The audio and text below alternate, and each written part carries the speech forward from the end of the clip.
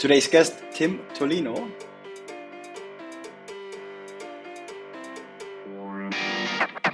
How you internally pitch the value of employee benefits to the executive board to free up that budget.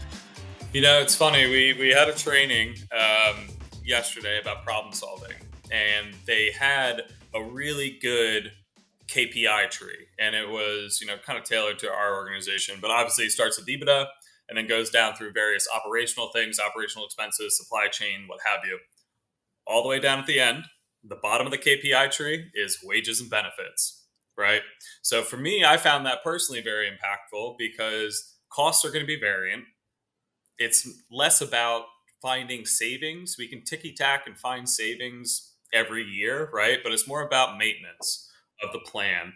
And then also, again, the employee experience. For me, when I think about what I get to control, right, which is, not the CEO, I'm not in charge of EBITDA, I'm in charge of employee benefits. When I think about that, and when I think about creating a program and what I get to impact, it impacts people's health, well-being, not only theirs, but their families as well, right? So it affects everyone in such a different way, but it's impactful in a different way. And I take that, pretty seriously. So for me, when I go into those meetings, I say it's a lot about employee health. It's a lot about employee well-being. Do we want to reduce absenteeism? Do we want to reduce turnover or people leaving to go get better things somewhere else, right? Do we have the right benefits? Do we have the right conditions in whatever warehouse, what have you? Do we have the right on-site benefits? Are we providing the right on-site services to these individuals that they want to come to work and make the best damn window shades, blinds that the world has ever seen,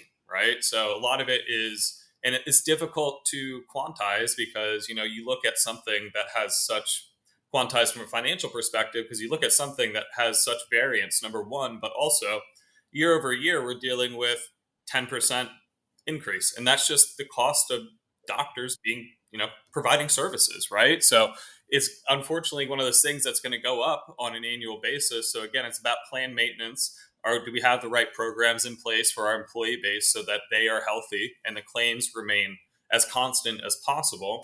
But then, it's all about, again, the employee experience. Do they like coming to work here? Do they feel taken care of? Do they feel like this is a place where they can grow? And I get to have an impact on that. So I take that route. Sometimes it can be difficult for executives and CFOs to look at it with anything other than dollars tied to it. But really, when you boil it down, it's about making the most excellent employee experience that I can based on the parameters that have been provided to me by the organization. And again, driving retention for these individuals to, again, work as best as they can to their ability and grow within the organization. Cool. Do you have a model for that? So most of it is based on external and internal benchmarking, right? And a lot of internal surveys are how are we doing? And then also external benchmarking is really kind of the biggest piece about it as well, because costs are going to fluctuate. We know that. That's just a part of the industry and what I do. But are we doing the things that our competitors are doing, or are we excelling or exceeding, against, what our competitors are offering to, again, retain and hire the best talent. So a lot of it is, again, it seems anecdotal, but it is based in reality on, what our competitors are doing.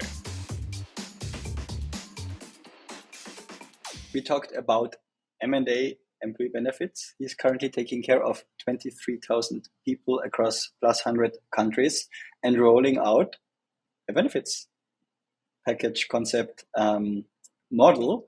And previously he was in an account executive role selling benefits plus benchmarking companies. So I really like the view of an external that is now taking on an internal director role for a global organization, high complexity, to solve the global benefits problem. Listen into it. Then you can build trust, and then you can spend less time communicating and more time just getting shit done. Then I went home and thought about this sentence. We basically put it on the table. Hiring takes time. People are trained. How to objectively judge certain situations. It's very, very, very, very hard to change things. That was the learning. Entrepreneurs with empathy. To the people side. Hi, Tim. Great. We spoke on LinkedIn, and I really like what you're doing. And then I just reached out. We had a chat. Now we're doing a podcast. Looking forward to it. Maybe we start with a short intro about yourself. Yeah, absolutely. I'm happy to be here. I appreciate you reaching out. I'm glad that we connected. Yeah, so Tim Tolino. I am the Global Director of Benefits, Mobility, and Wellness at Hunter Douglas. Just started that role, so I'm brand new. This marks my 10th day here, so still getting my feet under me there. But in my previous role, which is when you and I connected, I was running human capital M&A due diligence processes for buy side investors. So I mostly worked with private equity firms and completed buy side due diligence on behalf of them for targets not only in the US but also globally as well. Nice. How did you get into it? So my background prior to getting into M&A was in U.S. employee benefits consulting. So I worked for, your Gallagher, Mercer, Aons of the world, and I consulted companies anywhere 500 to 5,000 employee count on just their annual renewals, the day-to-day maintenance of the U.S. employee benefit cycle. And then, gosh, this was back in 2021. I had someone from Aon reach out. I was living in London at the time, so I interviewed there actually, which was pretty funny because of the time difference. And yeah, I had the recruiter reach out. He said, "Hey, have you ever thought about doing mergers and acquisitions work?" And I said, "I haven't, but send me over the job description. I'll take a look at it." I read the job description and I looked at the five kind of key pillars of it, and I was like, I do one of those things very well, and I have no exposure to things like retirement, incentive compensation, purchase agreements, and general HR practices. And I reached back out to him and I said, "Hey, listen, I'm not sure that this is the right fit for me. I appreciate you reaching out, but I don't think that I have the skill set to do this." And he was like, "Just hop on the phone with me. Give me 10 minutes. We'll talk through it." And that 10-minute conversation turned into an hour. And then I, went through the interview process with Aon and jumped on board shortly after. Cool. And how would you describe the M&A job you're doing, and what are the attributes you see? How would you categorize it? Yeah. So for me, it's really just project management and time management, right? And I think you can say all that about a lot of jobs, but M&A in particular, and the M&A process with due diligence, it's project management, but my focus happens to be employee benefits, retirement, and the employee experience. So that's what I'm really passionate about. It just happens to intersect really well with M&A, and I did that for 3 years, and I'm really grateful for that. And within my new role, I'm going to have an impact on our overall global M&A strategy at Hunter Douglas as well.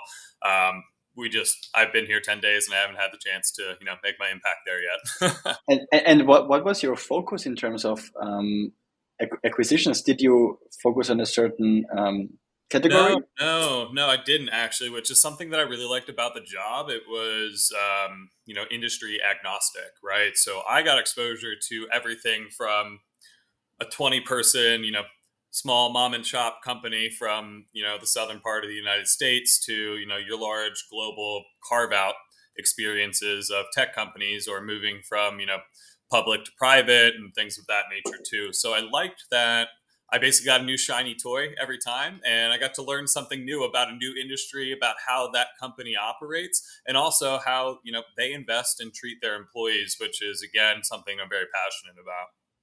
And based on your role and job description, let's say, what would be the value contribution to a deal? So what was the purpose of your Yeah, job? so basically we ran through and provided assessments on the employee benefits package. So that I'll just speak from the United States, right? Because that's where my bread and butter is personally, but also it's probably the most volatile because we don't have a lot of statutory benefits like a lot of other countries around the world, right? So companies themselves are taking on and responsible for providing, health insurance, life insurance, dental, and things of that nature. So it's really twofold. It's what are the costs of those, which is, as a buyer, you're like, all right, great. Is this what I should be paying for this, or do I need to make some sort of adjustment to the valuation of this company? And then are the benefits market value? So based on the industry that my company is in, so say tech, manufacturing, what have you, do they meet market value and are they competitive, right? So benefits within the United States in particular help attract and retain top talent. They do around the world, but even more so in the US, just again, because we don't have statutory benefits like, a socialized healthcare system. Or statutory leave, right? So PTO plays a part of that. Parental leave, you're starting to see a lot of movement there, and a lot of companies roll out much more generous parental leave policies. And then in certain states, you're also starting to see mandatory medical leave, mandatory parental leave policies be rolled out as well. So we're moving and inching in that direction, but it's still really on the onus of the employer to provide those benefits. And it has been that way since, the end of World War II. Wow. And so in a big company, this then really has impact on the valuation, depending on what benefits companies offer. Exactly. And then, there's also different types of funding variances as well. So I'll speak from medical insurance, right? So there's fully insured benefits, which is you're paying a fixed premium every month and the insurance company is paying out the claims that are coming in. Or if you get large enough, then it makes sense to financially move away from that model and for the company to self-insure themselves. So they are paying the claims that the employees are incurring up to a certain level. Typically, you'll have stop loss insurance that protects your company from catastrophic claims and things of that nature. But those types of fluctuations really do affect the bottom line on a month over month basis. So one of the things that you talked about was, talking about some potential stories and why due diligence is important, right? So one of the largest projects that I worked on over at Aon, we really struggled getting data. And this was a pretty large self-insured company. And they went through and basically did the financials without any data from a benefits perspective. So I didn't have any sort of claims data. I didn't know how many people were enrolled. I just basically said, for a company of this size in this industry, this is about what it should cost. So we used a lot of internal benchmarking data from a pricing perspective, and based on the benefits that they have as well. I worked with our actuarial team to say, what should these cost? Well, we got down that, and it turns out that they have some high claimants, right? Two of the individuals on the plan, or a few of the individuals on the plan, ended up costing the plan another $2 million that we didn't account for because we didn't have the data. So it really does have an impact, and that's why due diligence specifically around employee benefits in the United States is very important. And the data gathering is very important because, shit in, shit out. It's true, right? I've heard that many times on this podcast, but it's completely true within my industry as well. And if you don't get visibility into those types of things, then as a buyer, you really are taking on a variance of risk. Definitely. And do you also know, or can maybe model in a certain way of what the impact in terms of valuation is? Let's say an example: manufacturing company is bought by let's say for 100 million, and then good benefits versus bad benefits. What would be the impact on the price? Well, mostly it really depends on what the buyer is trying to do.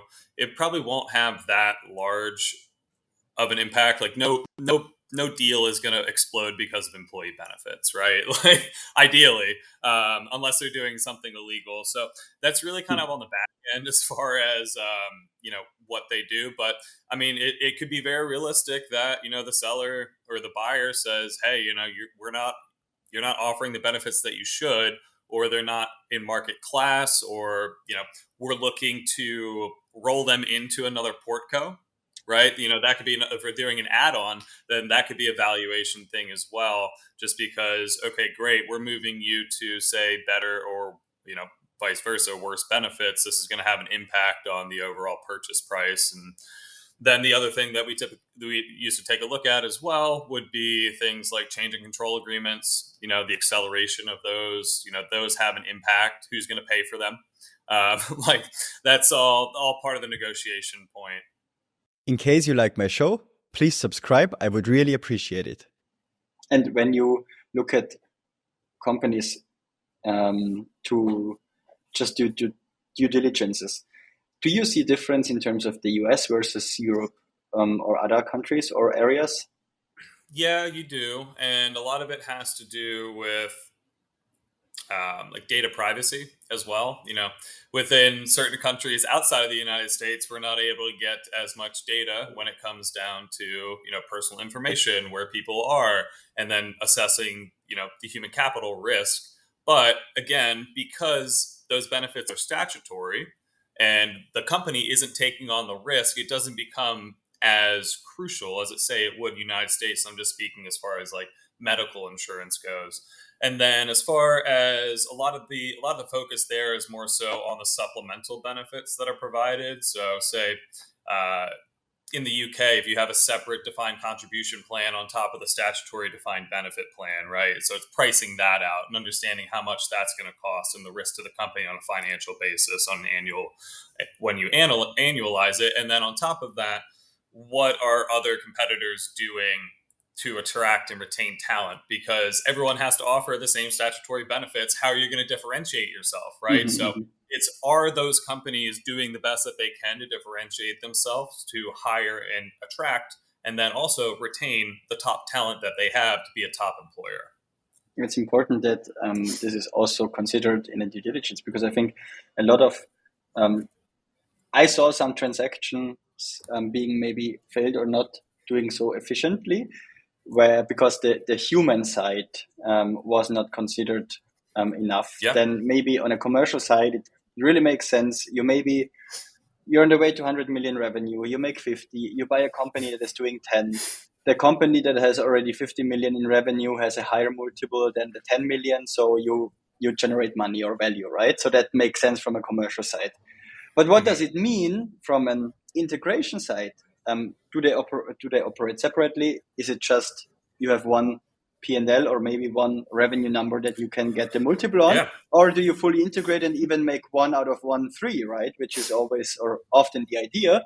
And I think that when you integrate and start integrating, I think the whole human side and the most obvious or maybe even non-obvious things, because they're so simple and straightforward, are the make or break attributes. Do you have a story where it went maybe well and not so well, and why? Yeah, I think generally speaking, it's something that a lot of organizations are now starting to talk about during the diligence or acquisition process. It's okay, great, from a company culture standpoint, or when we come together, what do we want to be as a company? How do we want to treat our employees? How do we want to go about attracting and retaining talent? And what do we want to be as this new organization? Or are you going to run separately, and that's just how things are going to be? Everyone's going to have their separate P&Ls. You can have separate benefits. You can have separate retirement programs, what have you.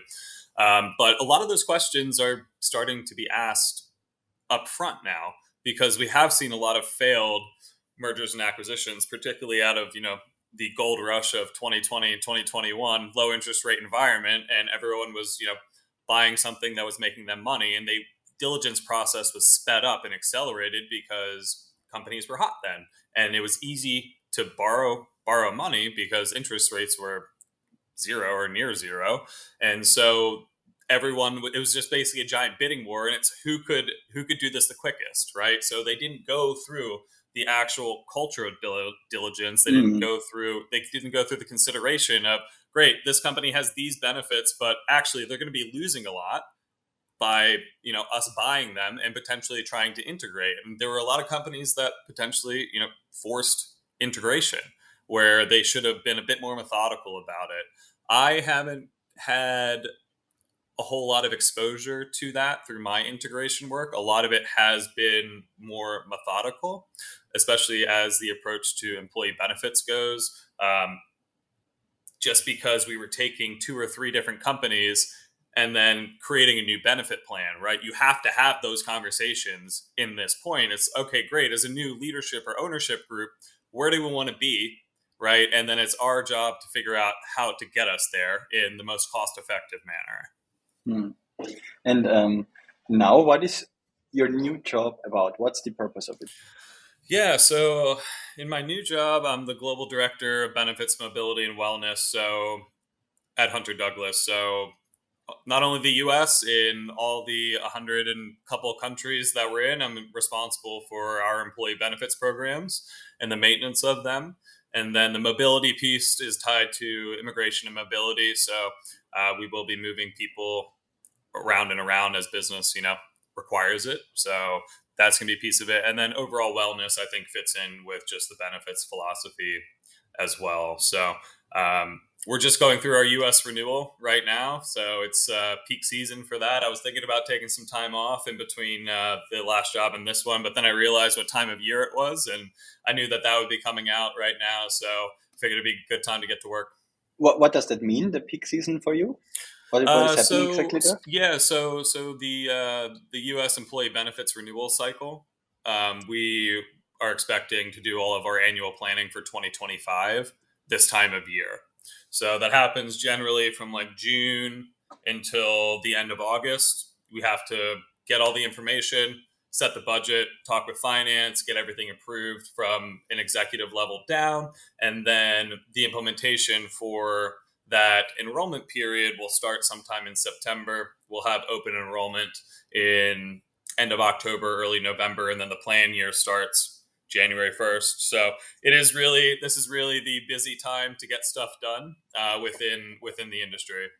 I remember back then when we scaled some people in HR teams, that at some point you hire a director of rewards, and then maybe the whole benefits piece go under them. And then once it's going multi-country, it's getting chaos. And then depending on how many people, headcount, which units, and what's the purpose of a certain region or country, it depends on what benefits you need to offer. And then I think there is a set of global benefits that are just true on a holistic level. And these are company-wide. And then there are some regional benefits, which are determined by a company's legal entity. And the legal entity is derived from the country the company is operating in, right? Because in a country, you have certain legal frameworks. And then additionally, there is also another framework you need to consider in terms of the job group, right? Versus an engineer or a seller. So how do you deal with 100 countries from a benefit side? So I'm figuring that out right now.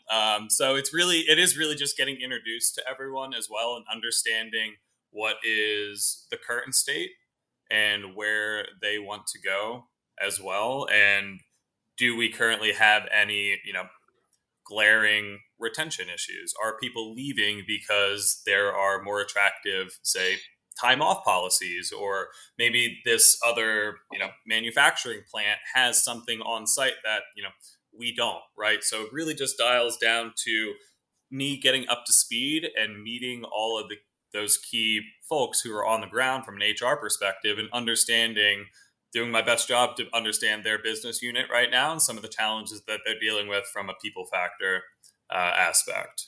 What's the global headcount? Global headcount is 23,000. So it's sizable.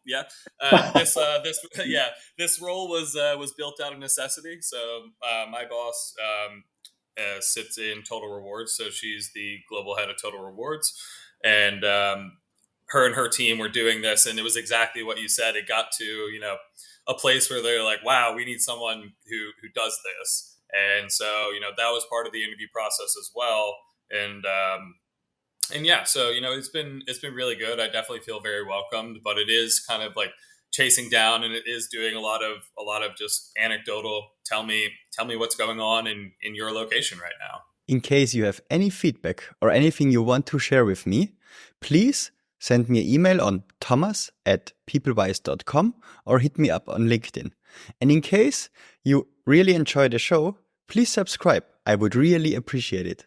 And in parallel, I have your LinkedIn open, and I think it totally makes sense from an executive recruiting angle to hire somebody like you in that role, because you have been in very different internal and external roles, and I think you have a few that not a lot of people have, and then in-depth view, an expert view, but also an understanding of what does work in certain environments, and now you need to find a solution or a strategy or a plan for exactly that situation. And if you're not a specialized generalist, then I think you're maybe not able to solve that.